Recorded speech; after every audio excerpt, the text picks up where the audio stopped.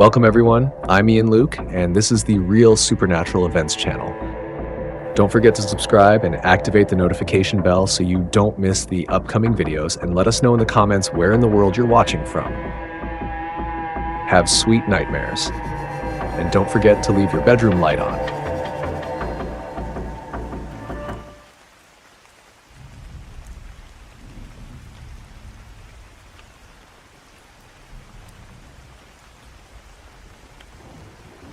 I have never been an optimistic person.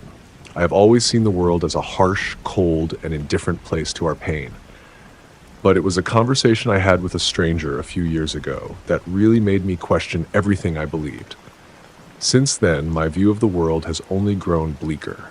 And now, I share this with you, not as a story, but as a warning, a reflection. It was a stifling night, the kind where the air feels too warm even to breathe. I was sitting on a park bench with a small bottle of beer in my hand, trying to calm my mind after an exhausting day at work. Next to me, an elderly man in simple clothes with a lost look in his eyes sat down, and after a while, he started a conversation. He began talking about the weather, but soon the discussion took a strange turn. "The world seems to be getting worse every day, doesn't it?" he asked, his voice laden with something that appeared to be more than mere sadness. I replied in the affirmative, without much enthusiasm. I just wanted to sit there in silence, drinking my beer, not wanting to think about anything, and especially not wanting to talk to anyone. He continued, "Sometimes it feels like we're living in a nightmare that never ends." I listened in silence. He let out a low laugh, but there was no joy in it. After an uncomfortable pause, he turned to me, and with his eyes fixed on mine, he said, "Have you ever stopped to think that Earth might be the hell of some other planet?"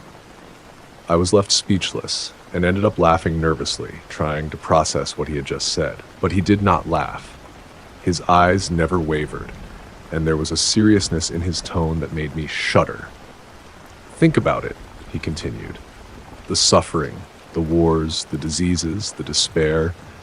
Doesn't it seem like what one would describe as hell? And what if we're here paying for something we don't even remember doing?"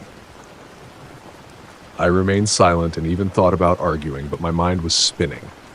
The man slowly got up, as if carrying the weight of the world on his shoulders, and before leaving, he left me with one final phrase. "It's no wonder that no one can escape from here." My friends, forgive me if I start philosophizing a bit, but after that night, I began to notice certain things, small details that had previously gone unnoticed. The tired faces of people on the bus, the news growing heavier by the day, as if the TV channels were competing to see who could bring more tragedy. Even the happy moments seemed too brief, quickly crushed by reality. I recalled something I once read. "If you're in hell, keep walking. But what if there is no escape? What if we are condemned to repeat the same mistakes, to live in an endless cycle of suffering and pain, never to find redemption?" Over the years, that idea became impossible to ignore. The man in the square had planted a seed that grew like a weed in my mind. And now, looking at the world, I see that perhaps he was right.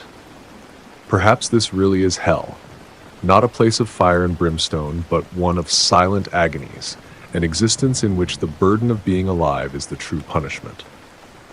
Now, when I think of the future, I see only shadows. Technology advances, but it brings isolation with it. Nature is slowly dying, while humanity fights over mere crumbs of power and money. We are digging our own grave, and yet we continue blindly, believing there is a way out. If this is the hell of another planet, perhaps the cruelest thing of all is our inability to recognize it. We keep living, working, loving, dreaming, but deep down, something always feels wrong, like a prison you cannot see, but can feel all around you. I would like to say that there is hope, that things can improve, but that would be a lie, and you know that as well as I do. The only solace I have left is the silence of the nights, when the world seems to fall asleep, even if only for a moment. Because in the end, perhaps true hell is not Earth. Perhaps it is what we carry within ourselves.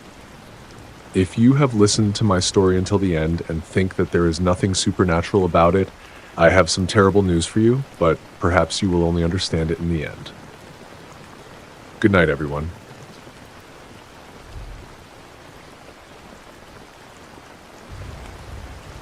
Thank you very much for watching our video until the end. Don't forget to subscribe to our channel and leave a like if you enjoyed the video. Have a haunted night, everyone, and see you next time.